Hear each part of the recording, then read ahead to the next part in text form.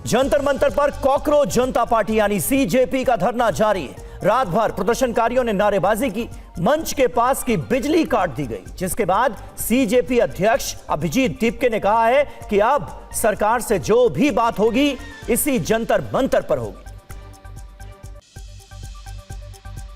CJP के विरोध मार्च के दौरान सोमवार को हुई हिंसा को लेकर केस दर्ज हो गया है। दिल्ली पुलिस ने गाड़ियों में तोड़फोड़ को लेकर पार्लियामेंट स्ट्रीट और कनॉट प्लेस थाने में अज्ञात लोगों के खिलाफ एफआईआर दर्ज करा दी है। सीजेपी प्रदर्शन के दौरान हुई हिंसा में 118 से ज्यादा पुलिसकर्मी भी घायल हुए। किसानों की आज दिल्ली में महापंचायत होने जा रही है। पंजाब, हरियाणा और यूपी से किसान दिल्ली की ओर कूच कर रहे हैं। शंभू बॉर्डर पर पुलिस ने बैरिकेडिंग कर रखी है। किसान नेताओं ने किसान घाट पर 550 संगठनों के जुटने का दावा किया है। हरिनगर के फतेहनगर इलाके में एक 3 मंजिला इमारत की पार्किंग में सुबह आग लग गई। हादसे में 2 कारें और 2 स्कूटर जलकर खाक हो गए। रेस्क्यू अभियान चलाकर 8 लोगों को सुरक्षित निकाला गया। आग लगने के कारणों की जांच जारी है। राजधानी दिल्ली के कई इलाकों में आज सुबह से बारिश हो रही है। रुक रुक कर हो रही बारिश के कारण तापमान में खासी गिरावट दर्ज की गई है। बारिश की वजह से लोगों को उमस भरी गर्मी से राहत मिली। मौसम विभाग ने आज के लिए बारिश का अलर्ट जारी किया है। और अब बात करते हैं यूपी की खबरों की। चढ़ावा चोरी मामले की जांच कर रही एसआईटी का कार्यकाल बढ़ा दिया गया है। सूत्रों के मुताबिक यूपी सरकार ने एसआईटी को 2 हफ्ते का और समय दिया है। अब एसआईटी मामले की 30 जुलाई तक जांच करेगी। राम मंदिर में चढ़ावा गिनती व्यवस्था में बदलाव किया गया है। एसबीआई की निगरानी में अब गिनती होगी और दिन में 2 बार चढ़ावे में मिले कैश की काउंटिंग की जाएगी। उत्तर प्रदेश के कई इलाकों में मूसलाधार बारिश हो रही है। नदियों का जलस्तर तेजी से बढ़ रहा है। वाराणसी और प्रयागराज में घाटों की सीढ़ियां डूब गई हैं। प्रयागराज में रुक रुक कर बारिश हो रही है। लखनऊ के काकोरी में आरा मशीन संचालक से लाइसेंस पिस्टल लूटी गई। बदमाशों ने 4 राउंड फायरिंग की, मोबाइल भी लूट लिया। ये घटना बिजली का तार टूटने के बाद हुए विवाद की वजह से हुई। मेरठ में हुई मीटिंग। यूपी के डीजीपी राजीव कृष्ण ने बताया कि कावड़ रूट पर मीट और शराब की दुकानें बंद रखी जाएंगी। पूरे कावड़ रूट की हेलीकॉप्टर, ड्रोन और सीसीटीवी से निगरानी होगी। शहर में भारी वाहनों का प्रवेश नहीं होगा। और आइए अब देखते हैं यूपी के बाद जम्मू कश्मीर की अहम खबरें। रियासी में पिछले कई दिनों से हो रही बारिश की वजह से चिनाब नदी का जल स्तर बढ़ रहा है। सलाल डैम के जलाशय में पानी का बहाव भी काफी बढ़ गया है। पानी का बहाव बढ़ने की वजह से सलाल डैम के सारे गेट खोल दिए गए ताकि अतिरिक्त पानी छोड़ा जा सके। वहीं डोडा और भलेसा में भी तेज बारिश हो रही है। प्रशासन ने लोगों से नदियों, नालों और लैंडस्लाइड की आशंका वाले इलाकों से दूर रहने को कहा है, क्योंकि अचानक बाढ़ और भूस्खलन का खतरा बना हुआ है। जिले में इमरजेंसी सेवाओं को अलर्ट पर रखा गया। राजौरी पुलिस ने एडवाइजरी जारी की है कि जिले के कई इलाकों में हो रही भारी बारिश से नदियों में जल स्तर तेजी से बढ़ने की आशंका है, इसलिए लोग सतर्क रहें। नदी किनारे के इलाकों को तुरंत खाली कर दें और जब तक बहुत जरूरी ना हो अपने घरों से बाहर ना निकलें। बांदीपुरा जिले के गुरेज की तुलैल घाटी में बादल फटने से अचानक आई बाढ़ से काफी तबाही हुई है। प्राकृतिक आपदा के कारण इलाके की एक महत्वपूर्ण सड़क क्षतिग्रस्त हो गई, जिससे आवाजाही प्रभावित हुई। गांदरबल जिले में बाढ़ और जल भराव के चलते गंभीर हालात बने हैं। सफापोरा और ऋषिपुरा समेत कई इलाकों में पानी घरों में दाखिल हो गया है। खेती की जमीन को भी काफी नुकसान हुआ है। रास्तों पर पानी भरने की वजह से लोगों को आवाजाही में दिक्कत का सामना करना पड़ रहा है। और अब खबरें महाराष्ट्र की। मुंबई में सोनम वांगचुक के समर्थन में प्रदर्शन करने वाले छात्रों पर मामला दर्ज किया गया है। मुंबई के दादर स्थित चैत्य भूमि परिसर में सामाजिक कार्यकर्ता सोनम वांगचुक के समर्थन में प्रदर्शन करने वाले छात्रों के खिलाफ पुलिस ने यह मामला दर्ज किया है। रायगढ़ जिले के सुधागढ़ तहसील में कुंड में एक शख्स की डूबने से मौत हो गई। मृतक की पहचान 48 साल के मिलिंद मारुति दिघे के रूप में की गई है। देर रात लगभग 10:30 बजे झरने से उनका शव बरामद किया गया। चर्चित केतन अग्रवाल केस में सगाई का एक पुराना वीडियो चर्चा में है। वीडियो में सिया केतन की तारीफ करते हुए उसे केयरिंग और दयालु बता रहा है। वीडियो केतन और सिया की सगाई का है। फिलहाल सिया केतन की हत्या के आरोप में न्यायिक हिरासत में है। मुंबई में छाता चोरों के आतंक से दुकानदार परेशान हो गए हैं। जब पुलिस को इस मामले की शिकायत मिली तो वो भी हैरान हो गए। छाता चोरी करते हुए चोरों का वीडियो सामने आया है। दर्ज कराई गई शिकायत के आधार पर पता चला है कि चोरों ने दुकान से 50 छाते चुरा लिए, जिसकी अनुमानित कीमत 15,000 है। मुंबई के लोअर परेल, दादर, वर्ली, मांडुगा, महिम, सायन, वडाला इलाकों में रुक रुक कर बारिश हो रही है। नॉर्थ मुंबई के अंधेरी, गोरेगांव, मलाड, कांदिवली में भी बरसात हो रही है। मुंबई में आज बारिश का ऑरेंज अलर्ट जारी किया गया है। कई इलाकों में तेज बारिश हो सकती है। और आगे बढ़ते हुए खबरें राजस्थान की। बूंदी में उधार की सिगरेट को लेकर चाकूबाजी की घटना को अंजाम दिया गया। चाकूबाजी के अभियुक्तों रविशंकर उर्फ भट्टा और विशाल मेघवाल के वन भूमि पर बने अवैध मकानों पर प्रशासन ने बुलडोजर चलाया है। नोटिस के बावजूद अतिक्रमण नहीं हटाने पर कार्रवाई की गई है। दोनों अभियुक्त पहले से कई मामलों में नामजद बताए गए हैं। जयपुर में आंगनबाड़ी कार्यकर्ता और सहायिका के लिए अपनी मांगों को लेकर महिला एवं बाल विकास विभाग के निदेशालय और शासन सचिवालय के बाहर प्रदर्शन किया गया। प्रदर्शन के दौरान महिलाओं ने कई मांगों को लेकर प्रदर्शन किया। नियमितीकरण, मानदेय बढ़ाने और आंगनबाड़ी कर्मियों से गैर कार्य नहीं करवाने की मांग उठाई गई है। राजस्थान सरकार ने हाईकोर्ट में हलफनामा पेश कर निकाय और पंचायत चुनाव की समय सीमा तय कर दी है। शपथ पत्र के अनुसार 5 अगस्त तक ओबीसी आयोग को डेटा सौंपा जाएगा। 15 अगस्त तक आरक्षण लॉटरी पूरी होगी और 15 नवंबर तक चुनाव संपन्न करा लिए जाएंगे। जयपुर में एक मकान में सिलेंडर लीकेज से एक महिला 90% झुलस गई। हादसा मोती डूंगरी थाना इलाके के आनंदपुरी इलाके से सामने आया है। सोमवार शाम 6:30 बजे घटना हुई है। घटना की सूचना मिलते ही पुलिस की टीम मौके पर पहुंची और मामले की गंभीरता को देखते हुए फॉरेंसिक साइंस लेबोरेटरी टीम भी मौके पर पहुंचकर जांच में जुट गई। जैसलमेर के स्वामी विवेकानंद मॉडल स्कूल परीक्षा केंद्र पर हुई LCD भर्ती परीक्षा में नकल के मामले में शिक्षा विभाग ने बड़ी कार्रवाई की है। जोधपुर के संयुक्त शिक्षा निदेशक ने अभियुक्त शिक्षक पदम सिंह को सस्पेंड कर दिया है। इसके साथ ही परीक्षा कक्ष में ड्यूटी पर तैनात 2 टीचर्स को भी सस्पेंड कर दिया गया है। लगातार 10वीं रात ईरान पर अमेरिका ने अटैक किया। ईरान के चाबहार में अमेरिकी बमबारी की खबर है। अमेरिकी मिसाइलों के जरिए बड़ी स्ट्राइक को अंजाम दिया गया है। चाबहार की ये तस्वीरें आपको दिखा रहे हैं। चाबहार ईरान का बंदरगाह शहर है और इसे एक बार फिर अमेरिका ने निशाना बनाया है।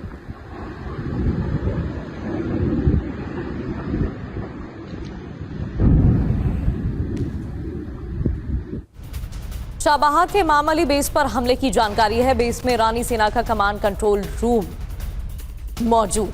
तो चाबहार के इमाम अली बेस पर हमला हुआ। ये देखिए तस्वीरें आपको दिखा रहे हैं। ईरानी बेस पर हमले की खबर। लगातार 10वीं रात अमेरिका की बमबारी जारी रही। हमले किए गए हैं। 10वें दिन भी एयर स्ट्राइक हुई है। और इससे जुड़ी एक और तस्वीर आपके सामने। बेस में ईरानी सेना का कमांड कंट्रोल रूम मौजूद था।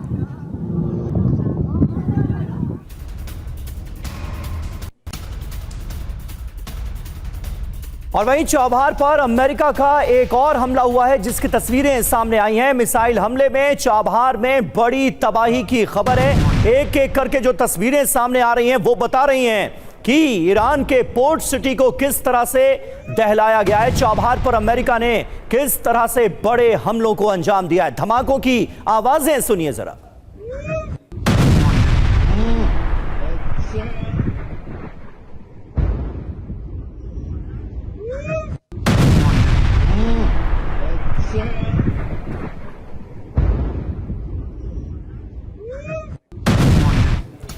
ईरान के लाहौर में भी अमेरिकी एयर स्ट्राइक की जानकारी है। लाहौर में अमेरिका ने कई हमले किए हैं। कई अलग अलग स्थानों पर इसी तरह से हमले किए गए हैं। ये तस्वीरें देखिए। यहां पर भी कई हमले एक के बाद एक हमलों की जानकारी मिली है। तो आप सोचिए, सीज फायर की लगातार धज्जियां उड़ाई जा रही हैं। लगातार 10वां दिन है जंग का। ईरान पर बारूदी अटैक एक के बाद एक लगातार हो रहे हैं। अमेरिका रुकने का नाम नहीं ले रहा है। कहां कहां पर एयर स्ट्राइक की गई है इसका पूरा ब्यौरा अब आपके सामने है। चाबहार की एक नहीं, दो नहीं, चार तस्वीरें, चार वीडियोस हमने आपको दिखाए। चाबहार को निशाना बनाया गया। कोनारक पर हमले हुए। बंदर अब्बास पर लगातार हमले हो रहे हैं बीते 10 दिनों से। इसके अलावा केशम द्वीप को भी निशाना बनाया गया है। वहीं बुशहर में हमले हुए, सिरिक पर हमले हुए हैं जो कि एक तटीय शहर है। लार, अहवाज और खुजेस्तान में भी हमले की खबरें हैं। इन तमाम शहरों में बड़ी एयर स्ट्राइक को अंजाम दिया गया है अमेरिका की तरफ से और टारगेट पर हर जगह IRGC के बेस नजर आए। सिविल इंफ्रास्ट्रक्चर को भी अमेरिका ने कई हमलों में टारगेट किया है, निशाना बनाया है और इसी के बाद ईरान की तरफ से धमकी दे दी गई थी कि अबू धाबी और दुबई के एयरपोर्ट को बंद कर दीजिए। IRGC मिलिट्री डिपो पर निशाना साधा गया है, रॉकेट लॉन्चर साइट पर हमले हुए हैं। इसके अलावा कमर्शियल पोर्ट पर तो हमले लगातार हो ही रहे हैं। लेकिन सवाल यह है कि चाबहार पोर्ट को बार बार निशाना क्यों बना रहा है। इससे जुड़ी कुछ अहम जानकारियां आपको प्रगति देंगी। तो ये तो हम आपको बता रहे हैं कहां कहां हमले हुए, चाबहार पोर्ट पर भी बार बार अटैक किए जा रहे हैं, लेकिन इसके पीछे की वजह क्या है, आखिर यहां पर बार बार हमले क्यों हो रहे हैं, एक एक कर आपको बताते हैं। ईरान का एकमात्र डीप सी वाला बंदरगाह है ये, और इतना ही नहीं, दक्षिण पूर्व तट पर ओमान की खाड़ी में स्थित भी है। बड़े मालवाहक जहाजों की आवाजाही होती है यहां से। चाबहार से स्ट्रेट ऑफ हॉर्मुज में जहाजों की निगरानी भी ईरान करता है, इसलिए ये महत्वपूर्ण लोकेशन है। बंदरगाह पर बने ईरानी सैन्य ढांचे पर अमेरिकी अटैक, हॉर्मुज में कमर्शियल शिपों पर हमले का बदला लिया गया है और ईरान पर दबाव बनाने के लिए अमेरिका ने यह हमला किया है। और हमारे साथ तमाम खास मेहमान मौजूद हैं। हम सबसे पहले रुख करेंगे मनीष झा, हमारे सहयोगी, जो कि इस वक्त ताजा खबरों के साथ हमें ज्वाइन कर रहे हैं। मनीष, बीते दिनों जिस तरह से सिविलियन इंफ्रास्ट्रक्चर को, बंदरगाह पर तो हमले हो ही रहे हैं, IRGC के ठिकानों पर हमले हो रहे हैं, सिविलियन इंफ्रास्ट्रक्चर को जिस तरह से निशाना बनाया गया, उसके बाद ईरान की तरफ से बड़ी धमकी आई थी। संकेत दिए गए थे कि अगर ये हमले जारी रहे तो दुबई और अबू धाबी का एयरपोर्ट भी बचेगा नहीं, इसे बंद कर देना चाहिए, यह कहा गया था। ये जंग, सीज फायर तो देखा जाए आधिकारिक तौर पर लागू है, लेकिन इस दौरान जो जंग हो रही है ये कहां तक पहुंचती हुई नजर आ रही है, किस लेवल पर इसे आंका जाए?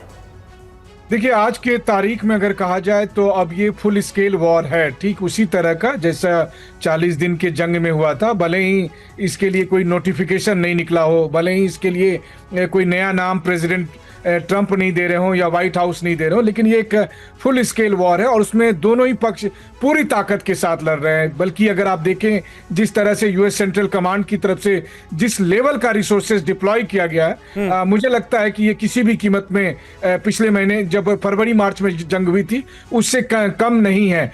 इसके बावजूद कि अमेरिका के जिस तरह से 100 से अधिक सैनिकों के घायल होने की खबर आ रही है पिछले एक हफ्ते के दरमियान, ये अब अमेरिका के लिए आर पार की स्थिति बन रही है।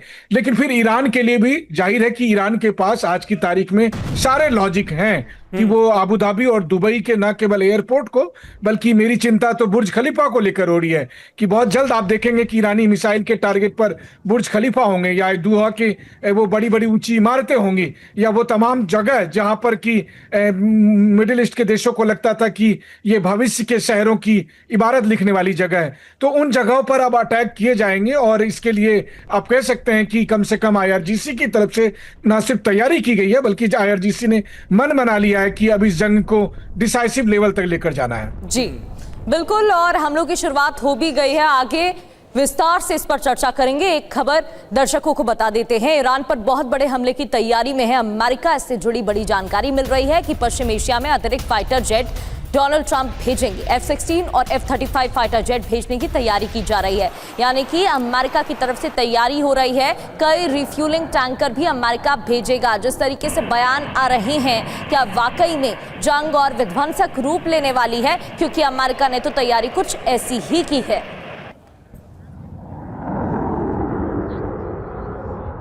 तो बड़े हमले की तैयारी में है यूएस और इस वजह से कई तस्वीरें, अतिरिक्त फाइटर जेट भेजने की तैयारी है। इतना ही नहीं, खबर यह भी कि F-16, F-35 फाइटर जेट भेजने की भी रणनीति। और इस बीच ब्रिटेन से जुड़ी एक अहम खबर है। ब्रिटेन से उड़े हैं अमेरिकी nuclear capable bombers B-52H। Jordan के अल सौती एयरबेस में तैनाती के लिए यह उड़ान हुई। सऊदी अरब बेस में भी 15 F-35 फाइटर जेट तैनात किए जाएंगे। अमेरिकी मूवमेंट पर द क्राइसिस वॉच की रिपोर्ट सामने आई है और उसमें ये बड़ी जानकारियां सामने आई हैं ब्रिटेन की तैयारियों को लेकर। तो देखिए, ये अपने आप में बहुत अहम जानकारी सामने आई है इस रिपोर्ट के जरिए, क्योंकि जॉर्डन के अल सौती एयरबेस में तैनाती होगी बड़े पैमाने पर। इसके अलावा जो सऊदी अरब का बेस है वहां पर भी 15 F-35 फाइटर जेट तैनात करने की तैयारी है। तो ईरान पर विनाशक हमले की तैयारी की जा रही है। एक एक कर आपको 10 पॉइंट के जरिए खबर बताते हैं। ईरान के खिलाफ अमेरिका की बड़ी तैयारी कैसे हो रही है। पश्चिम एशिया में और फाइटर जेट तैनात किए जाएंगे। F-16, F-35 फाइटर जेट जल्द भेजेगा अमेरिका। यूरोप के बेस से फाइटर जेट पश्चिम एशिया जाएंगे। इस बेस से वहां पर हमले की तैयारी की जा रही है और सऊदी अरब बेस में F-35 फाइटर जेट भी तैनात होंगे। इधर कई रिफ्यूलिंग टैंकर इजराइल अमेरिका भेजेगा। कई रिफ्यूलिंग टैंकर इजराइल पहुंच भी चुके हैं। मार्च में 94 रिफ्यूलिंग टैंक इजराइल में तैनात थे। जॉर्डन एयरबेस में तैनात होंगे B-52H बॉम्बर्स। वहीं ब्रिटेन से जॉर्डन के लिए उड़े B-52H बॉम्बर्स। संकेत क्या है इस तैयारी के पीछे? अभी अमेरिका ईरान युद्ध खत्म नहीं होने वाला है। आने वाले दिन में अमेरिका बहुत बड़ा हमला करने वाला है और अमेरिकी राष्ट्रपति डोनाल्ड ट्रंप की तरफ से ऐसा बयान भी सामने आ चुका है। संजय सोई सर, जिस तरीके से अमेरिका की तैयारी रणनीति देखने को मिल रही है, ईरान के बयान सामने आ रहे हैं, इस जंग का भविष्य क्या दिख रहा है आपको? क्या दोनों देश टेबल पर आमने सामने एक बार फिर से आ पाएंगे या फिर विध्वंसक रूप ये जंग लेती दिखाई देगी एक बार फिर? नहीं, बिल्कुल प्रगति जी, ऐसा है कि दोनों ही बातें समय में चल रही हैं। युद्ध भयंकर हो रहा है, भयावह हो रहा है। अमेरिका काफ़ी भयंकर 10 दिन से लगातार हमले कर रहा है और हमलों में जैसे पहले 40 दिन के हमले थे उसी प्रकार से हमले हो रहे हैं। टारगेट से मैं एक सेकंड में बात करूंगा। दूसरी बात यह कि ईरान ने भी पूरी तैयारी की है। जो सीज फायर का फ़ायदा दोनों पक्षों ने उठाया कि अपनी तैयारियां माकूल कर ली थी, जिसका अभी हम देख रहे हैं किस प्रकार से जंग हो रही है। साथ साथ में बिहाइंड द सीन भी बातचीत चल रही है। कहीं ना कहीं इस तरह का प्रयत्न है मध्य पूर्व के देशों का कि ईरान भी बातचीत के टेबल पर आए और अमेरिका के भी बीच में बयान होते रहते हैं कि हमारी जंग है लेकिन डिप्लोमेसी का रास्ता अभी भी खुला है। तो यानी कि कहीं ना कहीं बातचीत भी है। दूसरी बात यह है कि इस समय में देखिए अमेरिका बम्बार्डमेंट किस प्रकार से कर रहा है। लगातार उनकी फोर्स लेवल बढ़ रही है और एयरक्राफ्ट भेज रहे हैं ताकि हवा से में ही जो ड्रोन आ रहे हैं उनको बर्बाद किया जा सके और एग्रेसिव एक्शन लिया जा सके। और जितने भी बंदरगाह के इलाके हैं, चाहे वो बुशेर से लेके छाबार तक देखें और खास तौर से बंदर अब्बास है, इनको लगातार टारगेट किया जा रहा है ताकि ईरान की लड़ने की क्षमता खत्म हो जाए। यहाँ से जो इंटरसेप्ट करते हैं वो शिप्स को, उनको ख़त्म किया जाए। वहाँ पे उनके सर्विलेंस सिस्टम, कंट्रोल हेडक्वार्टर, उनके नेवी का हेडक्वार्टर, नेवी के शिप्स, उनके anti ship missile sites, drone sites, rocket sites, इन सबको लगातार अमेरिका बम्बार्ड करके 10 दिन से काफ़ी हद तक डिस्ट्रॉय कर रहा है। अभी कितना हो गया है ये बात देखनी कि, लेकिन फ़र्क तो ज़रूर पड़ता है जब इतने भारी बम पड़ते हैं। और एक बात मैं और जोड़ना चाहूँगा, B-52 बॉम्बर आने का बहुत महत्व है जी। क्या उद्देश्य है इसका? क्या ये न्यूक्लियर साइट्स, क्योंकि ये हैवी बॉम्ब ले जाने में सक्षम है, जो इनके GBU लेवल के हैवी बॉम्बर बंकर बस्टर हैं, उनको ले जाने में सक्षम है?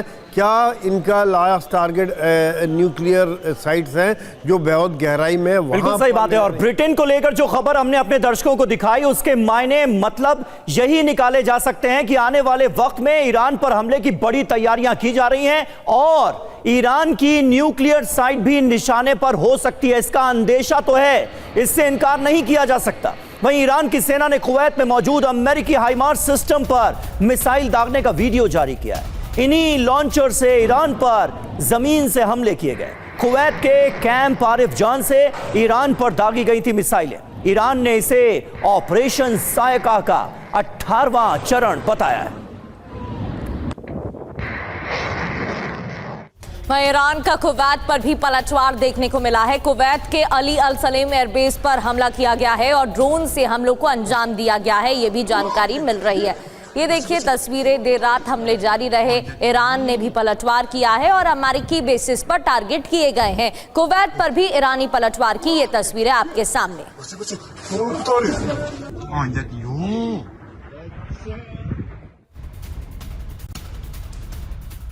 और वहीं जॉर्डन पर ईरानी मिसाइल से हमला हुआ है। जॉर्डन में एयर डिफेंस एक बार फिर एक्टिव किया गया। मिसाइल को मार गिराए जाने का दावा किया गया है। तस्वीरें आपके सामने हैं। जॉर्डन को निशाना बना रहा है लगातार ईरान और इसके बाद जॉर्डन में कई जगहों पर एयर डिफेंस सिस्टम को एक्टिव किया गया है क्योंकि आने वाले वक्त में भी हमलों का अंदेशा है। तो ईरान ने जारी की है मिसाइल लॉन्च की तस्वीरें। खैबर शेखन फतेह 110 मिसाइल का वीडियो जारी किया गया है। संदेश लिखकर मिसाइल दागी जा रही हैं। तो ना सिर्फ हमले हो रहे हैं, ये वीडियो जारी करके जारी कर संकेत दिया गया है ईरान की तैयारियों से जुड़ा, बल्कि अरब देशों पर मिसाइलें दागी जा रही हैं और इन पर संदेश भी लिखा जा रहा है।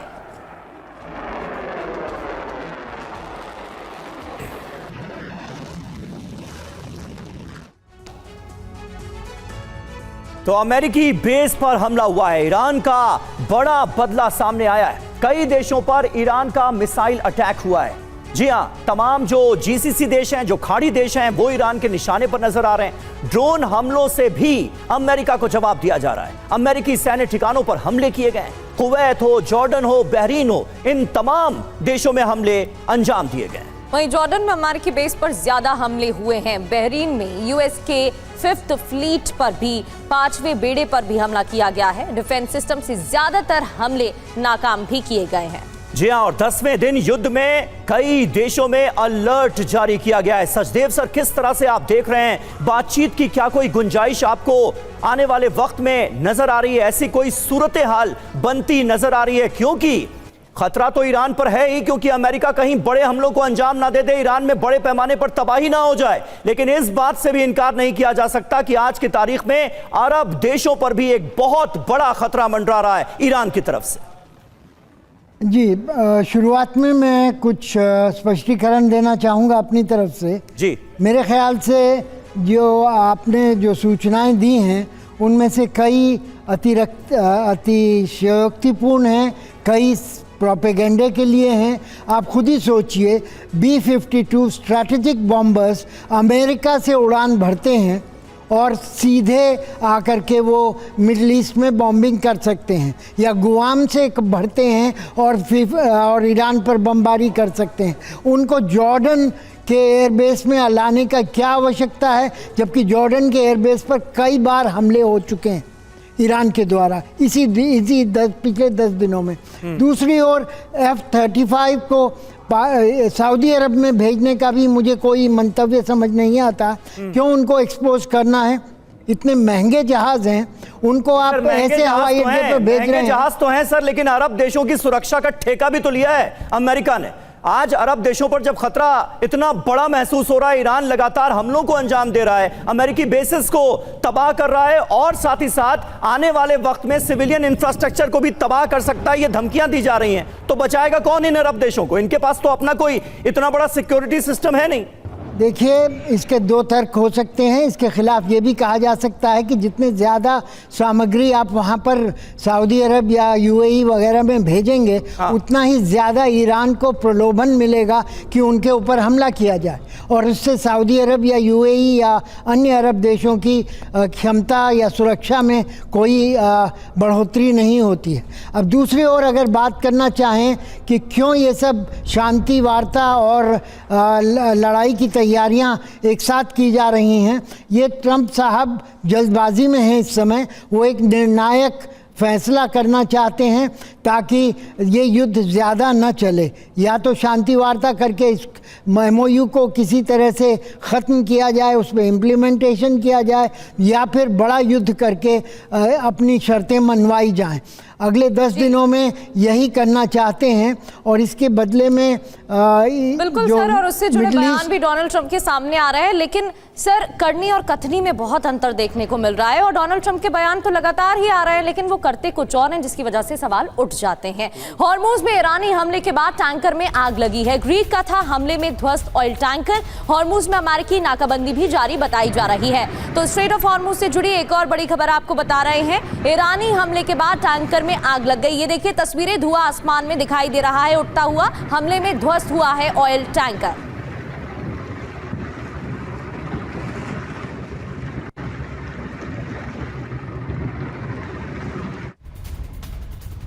और इस बीच खर्ग आइलैंड को लेकर ईरान की अमेरिका को बड़ी धमकी। खर्ग पर कब्जा करने की ना सोचे अमेरिका। हमले की कोशिश हुई तो इसके नतीजे बहुत गंभीर होंगे, यह कहा गया है।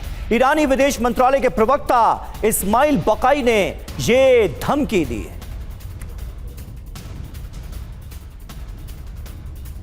तो खर्ग पर डोनाल्ड ट्रंप की नजर है। ईरान का पलटवार क्या किया गया है, इस्माइल बकाई ने क्या कहा है, ये बताते हैं। कर्ग द्वीप पर हमला तो गंभीर नतीजे होंगे। ईरानी फौज अमेरिकियों का इंतजार कर रही है, किसी भी आक्रामक कार्रवाई का करारा जवाब देंगे। बड़ी बात यह है कि 3 सैनिकों की मौत के बाद डोनाल्ड ट्रंप ने धमकी दी थी। ट्रंप ने कहा था हर अमेरिकी जान की कीमत ईरान से वसूलेंगे। डोनाल्ड ट्रंप ने कहा था खर्ग पर कब्जा करेंगे, ईरान रोक नहीं पाएगा। खर्ग पर हमले की धमकी क्यों दी गई? ईरान का सबसे बड़ा तेल निर्यात केंद्र है, ईरानी अर्थव्यवस्था की लाइफलाइन। तेल निर्यात से सबसे ज्यादा आमदनी यहां से, और तेल भंडारण, समुद्री सुरक्षा से जुड़े ढांचे भी यहां पर मौजूद है, इसलिए खर्ग बहुत ही ज्यादा महत्वपूर्ण है। मनीष, खर्ग की बात हो या फिर चाबहार पोर्ट की बात हो, इस बार स्ट्रैटेजी में बदलाव देखने को मिल रहा है। पहले स्ट्रेट ऑफ हॉर्मुज के पास हमले हो रहे थे, लेकिन अब यहां पर हमले किए जा रहे हैं। इसके पीछे की मंशा क्या है? क्योंकि अमेरिकी राष्ट्रपति की तरफ से तो बयान सामने आ रहे हैं कि बातचीत की अब कोई भी गुंजाइश नहीं रह गई है, तो ईरान की तरफ से भी ऐसे ही बयान सामने आ रहे हैं। बिल्कुल, देखिए, खर्ग आइलैंड की बात हो या फिर चाबहार की, मकसद तो यही है कि किसी भी तरह से ईरान की उस रणनीतिक क्षमता को खत्म करना जिसके जरिए वो हॉर्मुज स्ट्रेट पर किसी भी रूट में किसी भी जहाज पर अटैक करने की स्थिति में होते हैं। और इसके लिए फिर हॉर्मुज स्ट्रेट के आसपास जितने भी मिलिट्री साइट्स हैं या फिर उससे थोड़े से दूर स्थित में जो भी मिलिट्री साइट्स हैं उन सबको टारगेट किया जाए। पहली बात तो यह है। दूसरी बात है कि इसका अंदेशा ईरान को भी है कि देर सबेर खर्ग आइलैंड को कब्जा करने के लिए ग्राउंड ऑपरेशन किया जा सकता है। और देखिए, पैटर्न अगर आप देखें तो ये पुतिन स्टाइल ऑफ वॉर है, जिसमें आप पहले बहुत एयर स्ट्राइक करते हैं और फिर आपको लगता है कि अब रेसिस्टेंस नहीं होगा तो फिर आप ग्राउंड ऑपरेशन के लिए सोचते हैं। यूएस सेंट्रल कमांड ने पिछले हफ्ते कहा था कि 50,000 के करीब सैनिक उनके यहाँ पर मौजूद हैं। तो ईरानियन अथॉरिटीज को भी ये लगता है कि देर सबेर अमेरिका ऐसा कोशिश कर सकता है। अब उसे आप दुस्साहस माने। ठीक है, वक्त की थोड़ी सी कमी है। संजय सॉय साहब, जल्दी से जरा हमारे दर्शकों को यह समझाइए कि ईरान के पास ऑप्शन क्या बचता है, क्योंकि खाड़ी देशों में मौजूद, अरब देशों में मौजूद अपने बेसिस का इस्तेमाल करके ही अमेरिका ईरान पर हमले कर रहा है। ईरान जवाब में इन खाड़ी देशों को निशाना बना रहा है। आने वाले वक्त में और बड़े हमले हो सकते हैं, ये अंदेशा साफ तौर पर जताया जा रहा है। ये सिचुएशन जो है ये बेहतर कैसे हो सकती है? उम्मीद कहीं कोई नजर आती है आपको? नहीं, बिल्कुल, देखिए, ऐसा इस समय में उम्मीद अपने बनी प्लान स्ट्रेटजी के हिसाब से चल रहा है। हाँ। पहले दिन से हम देख रहे हैं, जब भी अमेरिका का हमला हुआ उन्होंने अमेरिका की बेसिस पर हमला किया गल्फ स्टेट्स पे। देखिए, अभी भी वो उनके एसेट्स पर हमला नहीं कर रहा है क्योंकि उनको नाराज नहीं करना चाह रहा है, क्योंकि ये देशों ने भी अगर रिटेलिएशन शुरू किया, क्योंकि देखिए सऊदी के पास भी कुछ है, यूएई के पास भी कुछ हथियार है, इन्होंने अभी तक इस्तेमाल नहीं किया है। दूसरी बात यह है कि ईरान भी साथ साथ में इस समय में शांति चाह रहा है। कहीं ना कहीं बिहाइंड द सीन जो बातचीत चल रही है, कतार और बाकी देश ईरान से बातचीत। लेकिन अमेरिका की तरफ से अगर ईरान के सिविलियन इंफ्रास्ट्रक्चर पर हमले हो रहे हैं तो ये तो एक तरह का न्योता है ना कि अरब में ईरान बड़े हमले कर दे। नहीं, बिल्कुल, यही ईरान को वो भड़काने की कोशिश कर रहे हैं और कहीं ना कहीं उनकी आम जनता को प्रेशर डालने की कोशिश है कि इस जनता को किस प्रकार से सरकार के खिलाफ खड़े हो जाएं और वो फिर लड़ाई। सर, बिल्कुल, बहुत बहुत अहम बात आपने कही। और सचदेव सर, आपका भी बहुत बहुत शुक्रिया। मनीष, आपका भी बहुत बहुत शुक्रिया हमारे साथ इस चर्चा में जुड़ने के लिए। अब से बस थोड़ी देर बाद एनडीए संसदीय दल की बैठक होने जा रही है। सत्र के दौरान हर मंगलवार होने वाली मीटिंग का नाम बदला गया है। आज से एनडीए संसदीय दल की जो बैठक होगी उसे मंगल मिलन कहा जाएगा। पीएम मोदी एनडीए सांसदों को आज संबोधित करेंगे। सीजेपी के प्रोटेस्ट को लेकर बैठक में चर्चा संभव है, क्योंकि इस वक्त सबसे बड़ा मुद्दा तो यही बनता नजर आ रहा है। कल के जबरदस्त प्रोटेस्ट के बाद एनडीए सांसदों को संबोधित करने जा रहे हैं प्रधानमंत्री नरेंद्र मोदी, और माना यह जा रहा है कि संसदीय दल की बैठक में भी सीजेपी के प्रोटेस्ट को लेकर चर्चा मुमकिन है।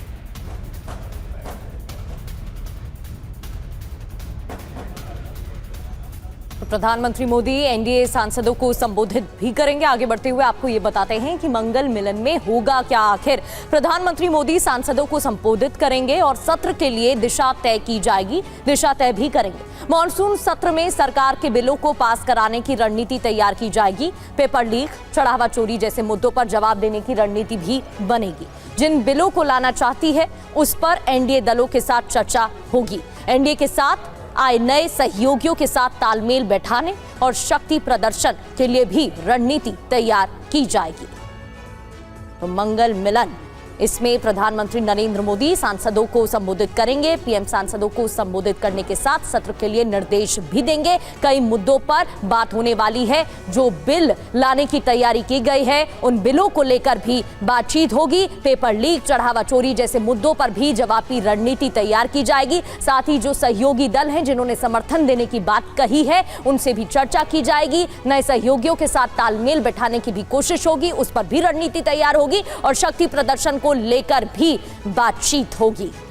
और आनंद प्रकाश पांडे हमारे संवाददाता इस वक्त हमारे साथ मौजूद हैं। आनंद, आज की बैठक में क्या एजेंडा हो सकता है? जाहिर है जो तय कार्यक्रम है, जो तय मुद्दे हैं उन पर तो बातचीत होगी ही, लेकिन कल के प्रोटेस्ट के बाद सीजेपी प्रोटेस्ट को लेकर क्या बातें हो सकती हैं? सरकार क्या मन बना रही है? आने वाले वक्त में विपक्ष के सवालों का जवाब कैसे देना है, इसको लेकर क्या रणनीति बनती दिख रही है?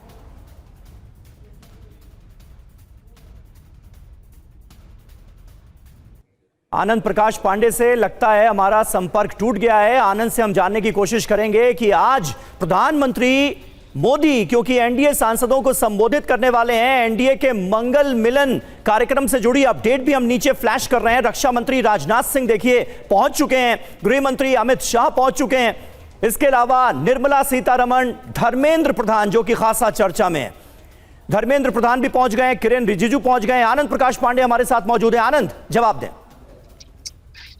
बिल्कुल, अब से कुछ देर में प्रधानमंत्री नरेंद्र मोदी पहुंचने वाले हैं एनडीए संसदीय दल की बैठक में। चूंकि मंगलवार को यह बैठक हो रही है, इसलिए इसे मंगल मिलन यानी कि मंगलवार के दिन बैठक, इसलिए मंगल मिलन का इसका नाम दिया गया है। और प्रधानमंत्री नरेंद्र मोदी इस बैठक के लिए पहुंच गए हैं। और आज की बैठक में जिस तरह से पश्चिम बंगाल और असम में एनडीए की जीत हुई है, उसको लेकर प्रधानमंत्री नरेंद्र मोदी का एनडीए के जो सहयोगी दल है वो देखिए तस्वीरें हम दिखा रहे हैं। आनंद, आपने जिक्र किया और प्रधानमंत्री नरेंद्र मोदी पहुंच गए हैं।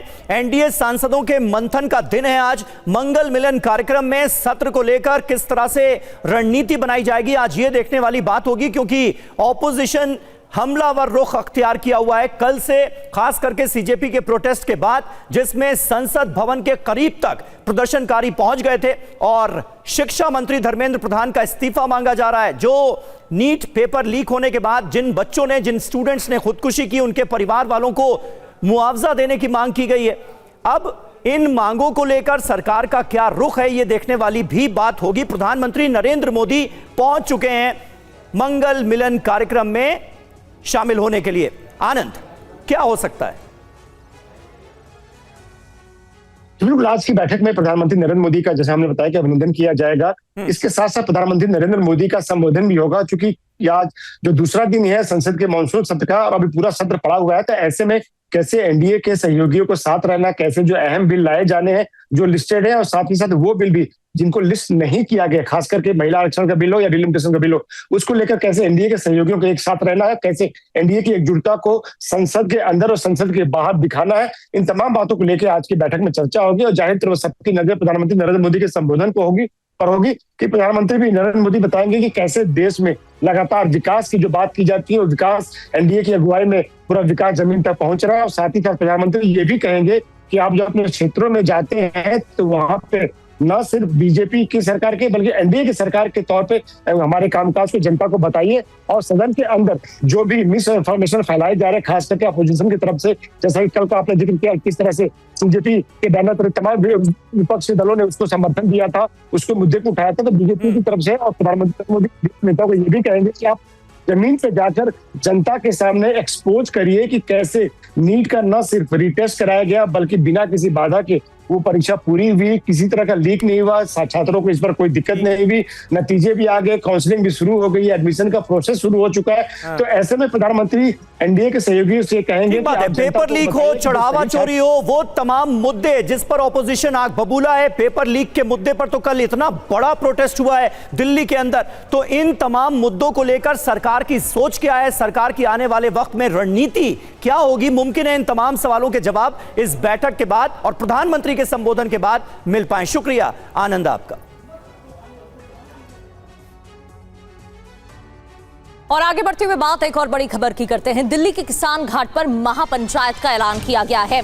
किसान महापंचायत से पहले शंभू बॉर्डर को इसीलिए सील भी कर दिया गया है। शंभू बॉर्डर पर हरियाणा पुलिस की बैरिकेडिंग की गई है। दिल्ली जालंधर जम्मू नेशनल हाईवे पूरी तरह से सील किया गया है। शंभू बॉर्डर पर किसानों को दिल्ली जाने से रोका गया है और मोहित मल्होत्रा हमारे संवाददाता हमें ज्वाइन कर चुके हैं।